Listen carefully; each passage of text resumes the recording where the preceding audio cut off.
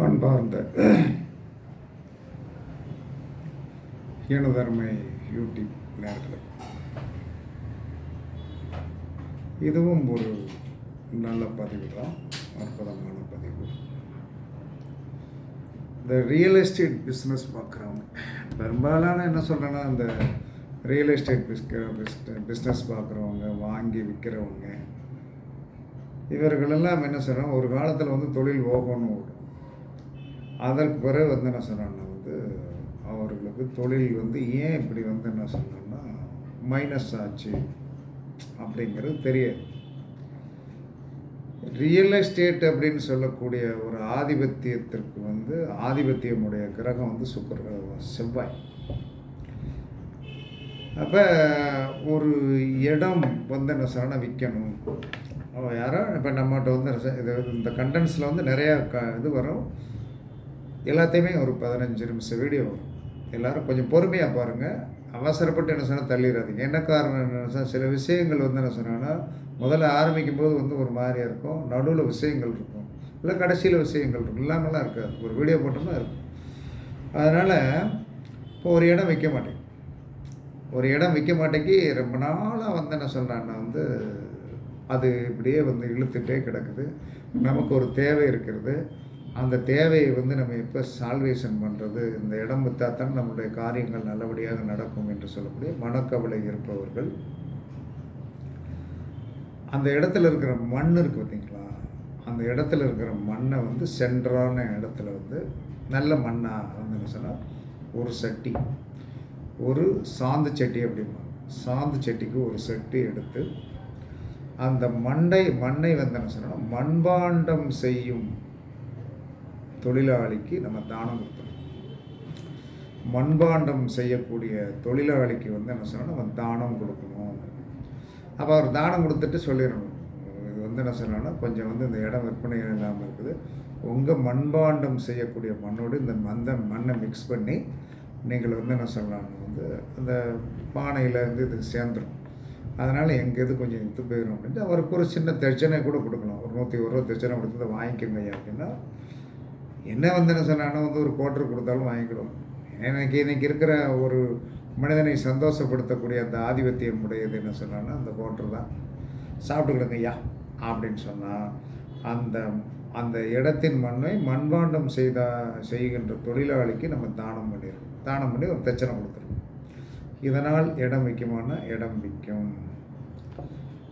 அதற்கு அடுத்து வந்து என்ன சொல்லலான்னா வந்து செங்கல் சூளை வச்சுருப்பாங்க இல்லையா, செங்கச்சூளை வச்சுருக்கிறவங்களுக்கு இந்த மண் வந்து என்ன சொன்னான்னா வந்து நம்ம தானம் பண்ணலாம். செங்கச்சூளை வைத்திருக்கிறவர்களுக்கும் நம்ம இந்த மண்ணை தானம் பண்ணும்போது என்ன சொன்னான்னா அவர்கள் வந்து என்ன சொன்னான்னா அவங்க வச்சுருக்கிற மண்ணோடு இதை மிக்ஸ் பண்ணி, இல்லை வந்து என்ன சொல்கிறேன்னா நம்ம என்ன செய்யணும் அப்படின்னா வந்து இந்த செங்கச்சூளைக்கெல்லாம் கேட்டெல்லாம் போட்டிருக்க மாட்டாங்க. மண்பாண்டம் செய்யக்கூடிய குயவர் அவருடைய இடத்துல எல்லாம் வந்து என்ன சொன்னால் கேட்டு போட்டிருக்கும் போதுக்கு சாத்தியக்கூறுகளில் சில இடங்களில் கேட்டு போட்டிருப்பாங்க. இல்லைன்னா நம்ம மண்ணை கொண்டு என்ன சொன்னால் அந்த இடத்துல வந்து என்ன சொன்னால் நீட்டாக இரவு போய் வந்து என்ன சொன்னால் செவ்வாய்க்கிழமை நைட்டு போய் நல்லா ஒரு சட்டியை வந்து தட்டிட்டு வந்துடும், அவ்வளோதான். இது வந்து நம்ம தப்பு பண்ண போகிறதுலாம் கிடையாது. அப்போ கரெக்டாக தட்டிட்டு வந்துடும். அப்போ செங்கச்சூளை வச்சிருக்கிறவங்களுக்கு இந்த மண்ணை தானம் பண்ணணும். மண்பாண்டம் செய்கிறவர்களுக்கு இது ரெண்டில் எது வந்து உங்களுக்கு வந்து ஈஸியாக வருகிறதோ அந்த ஈஸியாக வருகின்ற இடத்துக்கு நீங்கள் தானம் பண்ணிடணும். அதற்கடுத்து என்ன சொல்கிறேன்னா, இந்த பள்ளி குழந்தைகளுக்கு, சின்ன பள்ளி குழந்தைகள் இருக்குது பார்த்தீங்களா, பள்ளிக்கு போகிற குழந்தைகளுக்கு செவ்வாழைப்பழம் தானம் பண்ணுவதனால் இந்த பூமி சார்ந்த விஷயம் வந்து பிரச்சனை வந்து சால்வேஷன் ஆயிடும். அப்போ இது வந்து ஒரு முக்கியமான விஷயம். அதாவது வந்து இடத்தின் மண்ணை மண்பாண்டம் செய்கிற தொழிலாளருக்கும் செங்கச்சூளைக்கும் தானம் பண்ணிடு. எத்தனை இடம் இருந்தாலும் அத்தனை இடத்து மண்ணை வந்து கொண்டு ஒரு சாக்கு வந்தாலும் கொடுத்தீங்கன்னா அது வந்து என்ன சொன்னான்னா நமக்கு வந்து என்ன சொன்னால் அந்த சட்டி செய்து விற்பதனாலும் செங்கல் செய்து வீடு கட்டுவதனாலும் அது என்ன சொன்னா வேறு மாற்றத்திற்கு போயிடும், கண்டிப்பாக சக்ஸஸ் ஆகிடும். அதற்கு அடுத்து வந்து என்ன சொன்னால் சிறு பள்ளி குழந்தைகளுக்கு நாம் வந்து என்ன சொன்னால் செவ்வாழைப்பழம் தானம் பண்ணணும். அதற்கடுத்து இந்த முருகப்பெருமானுக்கு வந்து என்ன சொன்னான்னா, முருகப்பெருமானுக்கு விருப்பமான பூ செவ்வரளி. அப்போ அந்த முருகப்பெருமானுக்கு வந்து என்ன சொன்னால், செவ்வாய்க்கிழமை செவ்வரளி பூ மாலை போட்டு வந்து என்ன சொன்னால் வழிபாடு பண்ணணும். அப்படி வழிபாடு பண்ணும்போது என்ன சொல்லலாம்னா வந்து, கண்டிப்பாக இந்த இந்த பூமி சார்ந்த, மனை சார்ந்த, பூமி ஒன்லி பூமி தான், பூமியை தவிர இது வேற ஒன்றுமே கிடையாது. ஒன்லி பூமி, மண். அதாவது நம்மளுடைய பூமி எத்தனை ஏக்கராக இருந்தாலும் சரிதான், எவ்வளவு அதிகமாக இருந்தாலும் சரிதான், இந்த 3 பரிகாரத்தை நாம் செய்வதனால் என்ன சொல்லலாம்னா, கண்டிப்பாக நமக்கு வந்து என்ன சொல்லலாம்னா வந்து கண்டிப்பாக சக்ஸஸ் ஆகிரும், இட பிரச்சனை தீர்ந்துடும். அதற்கடுத்து நிறைய பேர் வந்து என்ன சொன்னால் புரோக்கர் தொழில்.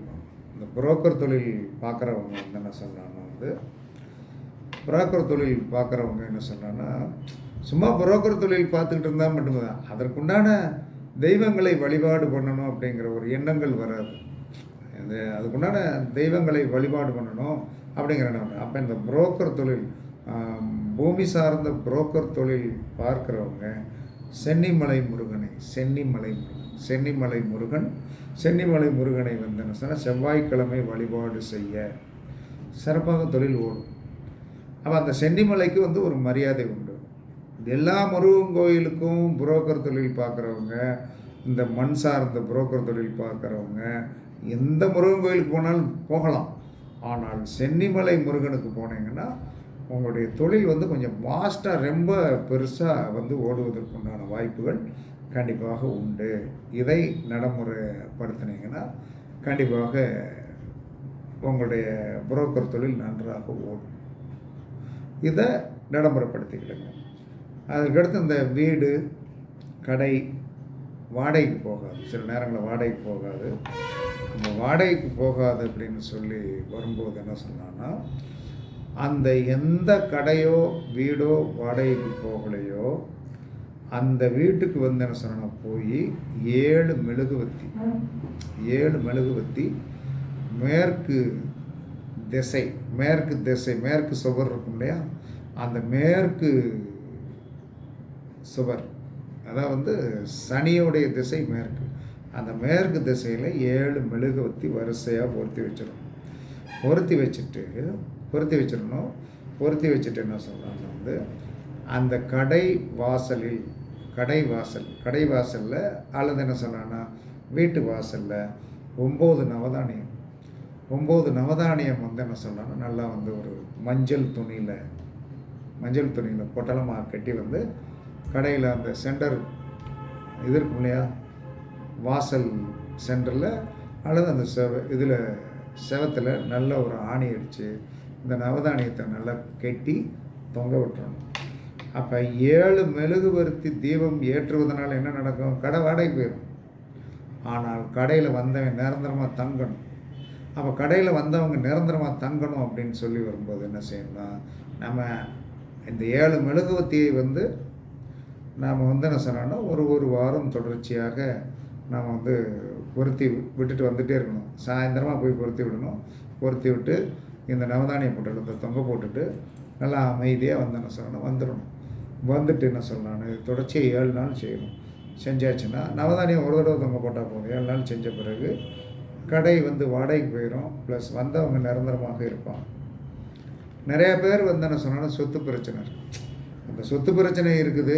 எல்லோரும் பங்காளிகள் வந்து பிரச்சனை, பங்காளிகளுக்குள்ளே ஒருத்தன் வந்தால் ஒருத்தன் வர மாட்டான், பிரச்சனை இருக்குது அப்படின்னு இருக்கும்.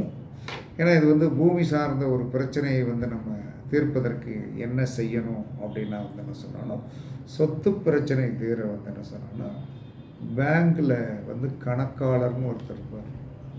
பேங்க்கில் கணக்காளர், அந்த கணக்காளர்னா அக்கௌண்டண்ட்டு அப்படின்பார். அவருக்கு வந்து என்ன சார் ஒரு நல்ல அழகான பேனா, விலை உயர்ந்த பேனா வாங்கி கொடுங்க. எப்படி கொடுக்கணும் அப்படிங்கிறது நம்ம வந்து ஒரு இது பண்ணிக்கணும். சார் கொஞ்சம் வந்து நல்ல காஸ்ட்லி பேனாவாக இருந்தது சார், வச்சுக்கிடுங்க சார் எழுதுறதுக்கு அப்படின்னா வாங்கிக்கிடுவாங்க, உறுதியாக வாங்கிக்கிடுவாங்க. அதற்கடுத்து வக்கீல் இருக்கார் இல்லையா, வாதாடுகின்ற ஒரு வக்கீலுக்கு வந்து அழகான பேனா வாங்கி கொடுங்க. இதனால் என்ன சொன்னால் சொத்தில் இருக்கின்ற பிரச்சனைகள் வந்து கண்டிப்பாக தீர்ந்து நீங்கள் வந்து என்ன அந்த சொத்து பிரச்சனை சேர்ந்துடும். ஏன்னா பேனாவுக்கு வந்து இதை யூஸ் பண்ணுறவங்க கணக்காளர் ப்ளஸ் வக்கீல் இவங்களாம் வந்து என்ன சொல்கிறாங்கன்னா வந்து இந்த இந்த புதன் சார்ந்த ஆதிபத்தியம் உடையவர். அப்போ பிரச்சனைக்கு உரியது கோர்ட்டு கேஸுன்னு வரைக்கும் போகிறதுக்கு என்ன சொன்னேன்னா செவ்வாயை வந்து தெருவில் எடுத்து விடுறது யார்? செவ்வாய் என்று சொல்லக்கூடிய அந்த பூமிக்காரனை தெருவில் இழுத்து விடக்கூடிய சக்தி புதனுக்கு மட்டும்தான் உண்டு. அவர் தான் அதை செய்வார். அப்போ இந்த செயல்பாட்டை நாம் வந்து என்ன சொன்னால் தடுக்க வேண்டும் என்று சொன்னால் பேங்க்கில் கணக்காளர் அக்கௌண்டண்ட்டுக்கு ஒரு வந்து பெண், நல்ல அழகான பெண் வந்து நல்ல விலை வந்து பெண் வாங்கி கொடுங்க. வக்கீலுக்கு என்ன சொல்கிறாங்கன்னா வந்து அழகான பேனா வாங்கி கொடுங்க. இப்படி வாங்கி கொடுத்தீர்கள் என்று சொன்னால் உங்களுடைய வந்து என்ன சொன்னான்னா வந்து பூமி சார்ந்த சொத்து சார்ந்த பிரச்சனைகள் கோர்ட்டுக்கு போயிருந்தது என்று சொன்னால் கண்டிப்பாக வந்து என்ன சொன்னான்னா வந்து அது அழகான தீர்வுக்கு வந்துடும். இதில் மாற்றம். ரெண்டாவது இன்னொன்று என்ன சொல்கிறேன்னா இந்த மாதிரி விஷயங்கள் நான் தான் இப்போ என்ன சொல்கிறேன்னா வீட்டு வாடகை வருது. வீட்டில் இருக்கிறவன் வீட்டுக்குள்ளே ஏதாவது என்ன சொன்னா வாடகை கொடுத்துட்டு ஒழுங்காக இருப்பான், வீட்டை வந்து அசுத்தமாக வச்சுருப்பான். நம்ம போய் வந்து அதிகமாக உள்ளே போய் வந்து கண்டிக்க முடியாது.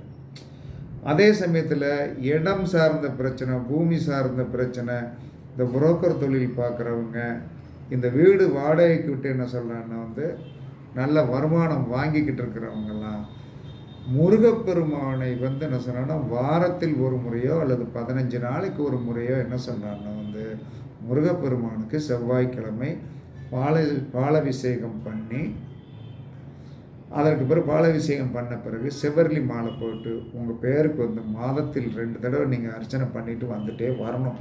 நம்ம வந்து எந்த ஒரு இடத்தில் வந்து என்ன சொல்கிறோன்னா பெரிய ஆகுதியை அனுபவிக்கிறோமோ, ஒரு பூமி சார்ந்த பெரிய இடத்த வாடகைக்கு விட்டுருக்கீங்க, அதில் வந்து மாதம் ஒரு 30,000மோ 40,000மோ வாடகை வருது. அதற்கடுத்து என்ன சொன்னால் பெரிய பில்டிங் இல்லைன்னா காம்ப்ளெக்ஸ் கட்டி வாடகைக்கு விட்டுருக்கீங்க. இவங்கெல்லாம் வந்து என்ன சொன்னால் அதில் உள்ள வருமானத்தை நீங்கள் வாங்கி சாப்பிட்டு கொண்டு அதில் வந்து என்ன அதுக்குண்டான தெய்வத்தை வந்து நீங்கள் வணங்கவே இருதில்லை. அப்போ வணங்கணும். அப்போ என்ன சொல்லலான்னா வந்து கண்டிப்பாக இந்த மாதிரி நிறையா வந்து காலங்காலமாக வந்து எனக்கு வந்து பூமியால் வருமானம் வருகிறது, கடைகளால் வருமானம் வருகிறது, இடத்த வாடகைக்கு விட்டுருக்கேன் அப்படிங்கிறவங்களாம் புரோக்கர் தொழில் பார்க்குறவங்க சென்னிமலை முருகனை வந்து என்ன சொல்கிறான்னா வந்து கண்டிப்பாக வழிபாடு பண்ணிட்டு வரணும். அப்போ அவருக்கு தொழில் நன்றாக ஓடிடும். அதே சமயத்தில் நிறையா வந்து வீடு வாடகைக்கு விட்டு வாங்குறவங்களும் காம்ப்ளெக்ஸ் கட்டி வாடகைக்கு விட்டுருக்கிறவர்களும் கண்டிப்பாக எங்கே போகணும்னா வைத்தீஸ்வரன் கோயில் போயிட்டு வரணும். 6 மாதத்துக்கு ஒருக்கனாலும் வைத்தீஸ்வரன் கோயில் திங்கக்கிழமை நைட்டு போய் தங்கி செவ்வாய்க்கிழமை என்ன சொல்லலான்னா வந்து அங்கே போய் வந்து மாலை வாங்கி போட்டு அழகாக உங்கள் பேருக்கு அர்ச்சனை பண்ணிவிட்டு அங்கே இருக்கிற அன்னதானத்துக்கு கொஞ்சம் பணம் எழுதிட்டு அந்த அன்னதானத்தில் சாப்பிட்டுட்டு வரணும். சும்மா வந்து ஒரு ஆகுதியை நம்ம அனுபவிச்சிட்ருக்கோம். அந்த தெய்வத்தை வந்து என்ன சொல்கிறேன்னா நாம் வந்து கண்டுக்கிடாமலே விட்டு விடுவது தான் பெரிய ஒரு அவலட்சணமான வேலையாக இருக்குது.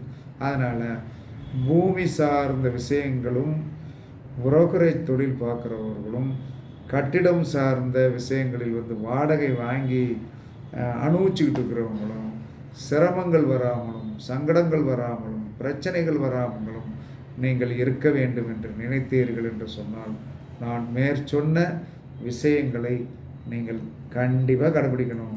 கடைப்பிடிச்சிங்கன்னா என்ன சொன்னோன்னா பெரிய வெற்றிகளை வந்து உங்களுக்கு அள்ளி கொடுக்கும் என்பது சாஸ்திரத்தில் சொல்லப்பட்டுள்ள விதி. இதில் வந்து வேறு எதுலேயும் இல்லாமல் சாஸ்திரத்தில் நீங்கள் வந்து என்ன சொன்னோன்னா கண்டிப்பாக சொல்லப்பட்டுள்ள இந்த விதியை கடைப்பிடிங்க, கண்டிப்பாக நல்லா இருப்பீர்கள் என்று கூறி உங்களிடமிருந்து விடைபெறுவது சிப்பிப்பாறை ஜோதிடர் சாதி ராகவன் ஜெயபாலாஜி. சுகமே சொல்க வாழ்க வளமுடன், வாழ்க வளமுடன். வணக்கம்.